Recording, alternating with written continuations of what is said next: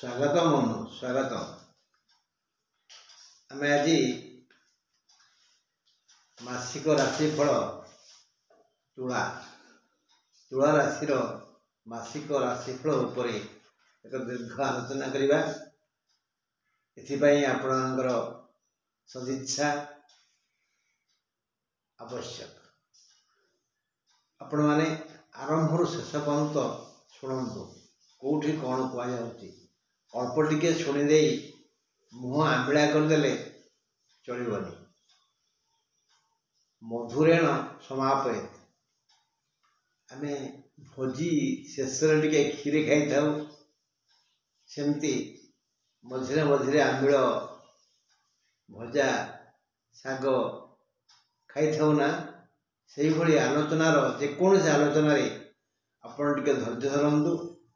7 minute समय वृथा गपी गपी एने दिन समय नष्ट करुवे भल कथा शुणे। धैर्य धरतु शुणु आप मंगल हम। ये मसरे तुला राशि राहु सुनावृष्टि करेंगे। षष्ठ ना अष्टम बृहस्पति हेले से चित्रा और विशाखा को मध्य लाभ देवे। शनि जदिओ भल पोषण नहांती तथापि करुणा बारे झरी आसो। आउ द्वितीय स्थान रे अछंती बुध से धनवृष्टि करेंगे। मोटामोटी भाव में ये मासरे आर्थिक विकास हेब, आर्थिक उन्नति हेब एवं नूतन योजना सफल हेब। समस्त प्रकार समस्या खाली मुह देखे किंतु किसी क्षति करें। हेले देह मन टे दरज हम। आउ स्नायुरिक दुर्बलता बृहस्पति टे स्नायुरिक दुर्बलता देखादेव। यह कथा टे पुंखानुपुंख आलोचना करवा। देखा गणक कौन गणना करचंदी। बृहस्पति 23/12 रोहिणी को जीवे। एबे से अछंती मृगशिरा रे। तुलापाई अष्टमस्थ समस्त ग्रह तो अशुभ फल दे था ना। तेणु बृहस्पति भी अशुभ फल देवे ना। देवतानां ऋषीणां च गुरुं प्रार्थना करुचे। देवतानां ऋषीणां च गुरुं कनक सन्निभं। सुना भली चेहरा चिक चिक गोरा। देवता मानकर ऋषि मानकर से गुरु। ऋषि मान आम गुरु आ से आम गुरुंकर गुरु कल्याण करेंगे ना। तेणु से दया करेंगे। बृहस्पति 23/12 रोहिणी गले आहरी कृपाणु हो। तुलापाई अष्टम हे। तेणु शारीरिक जंत्रणा टे बढ़ीज। अष्टम ना पीड़ा दब। बृहस्पति कल्याण समस्त नक्षत्र मान 14, 15, 16 चित्रा विशाखा कौन अनुराधा स्वाति नहीं। चित्रा स्वाति विशाखा। चित्रा स्वाति विशाखा ये 3 नक्षत्र 14, 15, 16 कल्याण लाभ कर मंगल है। यह भावी आउ सब हम बंधु संतान पत्नी स्वामी भाई भौणी समस्ते आह्लाद करेंगे, स्नेह करेंगे, प्रेम करेंगे। किंतु देह टे खराब हो, पीड़ा टे हम, आंठू दर्द टे हम संभा नवा। कौन देह थोड़ा रोग अच्छी। अष्टम कथा सैला। मंगल 14/1 पुष्या को जीवे। रोहिणी भली पुष्या एक शुभ नक्षत्र। मंगल मित्र चंद्र घरे कर्कट रे अछंती। आउ पुष्या को गले आहरी मंगल हम। दशम रे मंगल कर्मस्थान रे। दशम मंगल समस्त प्रकार सुख दे था। कर्म क्षेत्र तो सब मिल। कौन कर्मण्येवाधिकारस्ते कृष्ण कहले अर्जुन को कर्मणि एवं अधिकार ते तुमर कर्म ही अधिकार अच्छे। आम कर्म करवा से कर्म क्षेत्र में मंगल अछंती कर्म क्षेत्र हम आय हम आय हेले सुख आसव इत्यादि तेणु समस्त प्रकार सुख मिल कर्म रे आनंद है बृहस्पति गले मंगल गले शनि शनि 27 बार जी पूर्वभाद्र को एत 27 साल अच्छा अच्छा तुला पंचम पंचम शनि सबु दिगरु हानि करता मात्र ये हानि लगभग हानि भाया आम जमी गोटे कथा नहीं केरांडी गुंथी शेवल धरवा कथा आगे चाषी घर विहन खेत को जाए हानि हुए कि नहीं घरे आउ ओलिया रे धान नाई सब ओलिया झड़ा हैगला हानि है कि नहीं किंतु 6 मास पर जी बुणा होता है तार 6 गुण आसे बा अधिक आसे सेमती शनि हानि करिवे सिना बहुत देवे ये हानि केरांडी गुंथी शेउल धरिबा कथा भली हेबो कारण शनि 14-15 को लाभ देवे जो से हाथ मारे तर लाभ हेबो चित्रा आउ स्वाति लाभ हेबो आउ 16 को भूमि घर बाप रे बाप ताने संत सबू देले आ कौन चित्रा स्वाति विशाखा ये 3 नक्षत्र बहुत आराम रे आनंद रहिबे शनि को भाई अच्छा हाउ देखिबा राहु 12-1-25 रे उत्तर भाद्र को जिबे एबे से पूर्व भाद्र अछंती तेणु तुला षष्ठ बाप रे बाप षष्ठ राहु तो उजाड़ी दियंती धन रत्न गोरु गाई सुना रूपा हीरा लीला मोती माणिक्य सब अजाड़ी देवे क्या देवे जमती कर्म सेमती फल परा जदि आम से भल काम करथिबा और राहु जदि आम जातक षष्ठ थे आम जातक जन्म जातक षष्ठ थे एबे षष्ठ हेले ताल तो आमर कच्चप बार आ कौन राहु देवे बहुत देवे आम जातक देखीदबा आम जातक राहु कौटे अच्छा जदि से षष्ठ हो कुंभ हो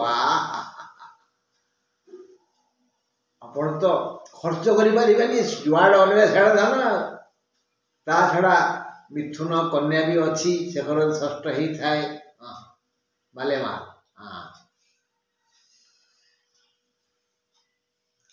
केतु 12-1-25 रे उत्तर फाल्गुन भी देवे एवं से पूर्व फाल्गुन अच्छा अर्थात बहु समस्या हम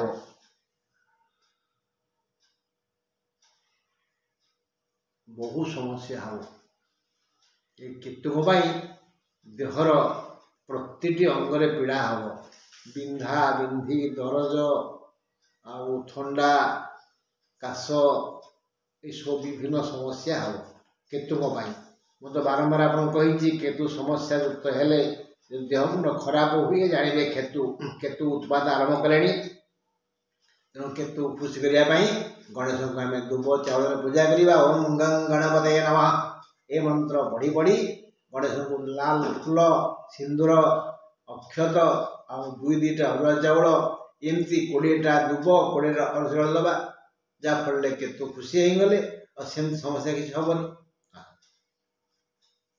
रवि 16 बार रे धनु को गले तुला तृतीय हेले हाँ तृतीय दिन षष्ठ राहु शुभ दियंती तृतीय रवि भी शुभ सब दिगुरु से आय पंथा खोली दियंती सुख अजाड़ी दियंती शांति भी दियंती शांति मिलवाटा कष्टकर ना सुख मिल पार शांति मिलबनी किंतु ये शांति किए देवे रवि देवे रवि 16 बार रे धनु को गले तुला तृतीय हेबे फल आय वृद्धि हेब आयपंथा खोलीज प्रभुत धन आसव 14 नक्षत्र बुली बुली धन व्यय करेंगे एत धन हम चित्रा नक्षत्र बुली बुली वृथा व्यय करेंगे आवे होटेल जीवा एमती व्यवहार करेंगे पैसा बहुत हम राहु देले रवि देले 14 ନକ୍ଷତ୍ର ବୁଲି ବୁଲି ପଇସା ବ୍ୟୟ କରିବେ। 15-16 ଲବ୍ଧ ଧନ ପାଇ ନୂତନ ଯୋଜନା କରି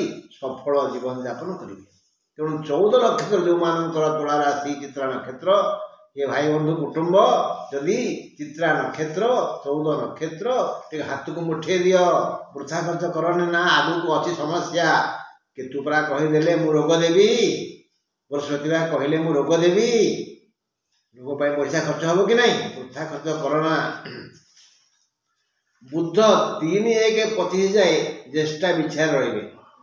ଆଚ୍ଛା, ଏହା ତୁଳା ରାଶି ପାଇଁ ଦ୍ୱିତୀୟ ବୁଧ ବିଭିନ୍ନ ଲାଭ ପନ୍ଥା ଖୋଲାଇ ଦେଇଥାନ୍ତି। ଓ ଭାଇ ଦେଖିନି, ରାହୁ ଦେଲେ, ରବି ଦେଲେ, ଶନି ଦେଲେ, ବୁଧ ବି ଦେଲେ, ଆୟ ପନ୍ଥା ଖୋଲିଯିବ। କ'ଣ ପଇସା କରିବେ?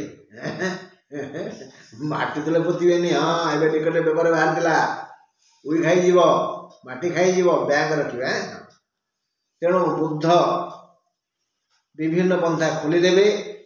4-1-25ରୁ ସେ ମୂଳାଧନକୁ ଯିବେ, ତୃତୀୟ ହେବେ। ଏଣୁ ଆଉ ଧନ ମିଳିବନି। ବୁଧ ଆଉ ଧନ ଦେବେନି। ମନ ଆତଙ୍କିତ ହେବ। ନିଜ ଛାଇ ଭୂତ ଭଳି ଲାଗିବ। ସବୁ କଥାରେ ଡର ଲାଗିବ। ପ୍ରିୟ ଲୋକ ବି ଅପ୍ରିୟ ବୋଧ ହେବେ। ସାବଧାନ, କାହାକୁ ଅପ୍ରିୟ ଭାବିବେନି। ଶୁକ୍ର 27-12 ଯାଏ ମକରରେ ଥାଇ ତୁଳା ପାଇଁ ଚତୁର୍ଥ ହେବେ। ଚତୁର୍ଥ ଶୁକ୍ର ଧନ ବଢ଼ାଇଥାନ୍ତି। ମାତ୍ର 28-12 ପରେ ସେ କୁମ୍ଭ ଗଲେ ପଞ୍ଚମ ହେବେ। ପଞ୍ଚମ ଶୁକ୍ର ଯୋଗୁଁ ଶୋକ ସମ୍ମାନ ମିଳିଥାଏ। 28-12 ପର୍ଯ୍ୟନ୍ତ ଶୁକ୍ର ବି ଧନ ଦେବେ। 28-12 ପରେ ଖରାପ ସମୟ ଆସିବ। ଶୋକ ସମ୍ବାଦ ଶୁଣି ଭାଙ୍ଗି ପଡ଼ିବେ। ତେଣୁ ଧନ ସଞ୍ଚୟ କରନ୍ତୁ। ବୃହସ୍ପତିଙ୍କ ଅଷ୍ଟମ ସ୍ଥିତି ଯୋଗୁଁ ସ୍ନାୟୁଗତ ରୋଗ ଦୁଃଖ ଦେବ। ଏଣୁ ଅଯଥା ଅର୍ଥ ବ୍ୟୟ ହେବ। ଚିନ୍ତା ବଢ଼ିଯାଇପାରେ। ମାନସିକ ଯନ୍ତ୍ରଣା ବ୍ୟଥିତ କରିବ। ମଙ୍ଗଳ କର୍ମକ୍ଷେତ୍ରରେ, ଏଣୁ ଚାକିରିଆମାନଙ୍କର ଧନ ଓ ସମ୍ମାନ ବଢ଼ିଯିବ। ବ୍ୟବସାୟ ଓ କର୍ମକ୍ଷେତ୍ରରେ ବହୁ ହିତଶତ୍ରୁ ଚେର କାଟି ଉପରେ ପାଣି ଛିଞ୍ଚି ଅପଦସ୍ଥ କରିବା ପାଇଁ ଚେଷ୍ଟା କରିବେ। ତମ ବିରୁଦ୍ଧରେ ଅଫିସରଙ୍କୁ କହିବେ, ମାଲିକଙ୍କୁ କହିବେ, ଆଉ ତମ ଆଗରେ ହସୁଥିବେ। ସେଇମାନେ ହିତଶତ୍ରୁ, ସେମାନେ ଚେର କାଟି ଉପରେ ପାଣି ଛିଞ୍ଚିବେ। ତେଣୁ ତମକୁ ସର୍ବ ସମକ୍ଷରେ ଅପଦସ୍ଥ କରିବେ। ଭାଇ, କାହାକୁ ବିଶ୍ୱାସ କରନି, ଏ କଳିଯୁଗ। ପଞ୍ଚମ ଶନି ଦୁଃଖଦାତା। ତେଣୁ ଦେହ ଓ ମନରେ ଆଘାତ ଲାଗିବ। ସନ୍ତାନମାନଙ୍କ ପାଇଁ ଚିନ୍ତିତ ହେବେ। ରାହୁ ତୁଳାରାଶି ପାଇଁ ଷଷ୍ଠ।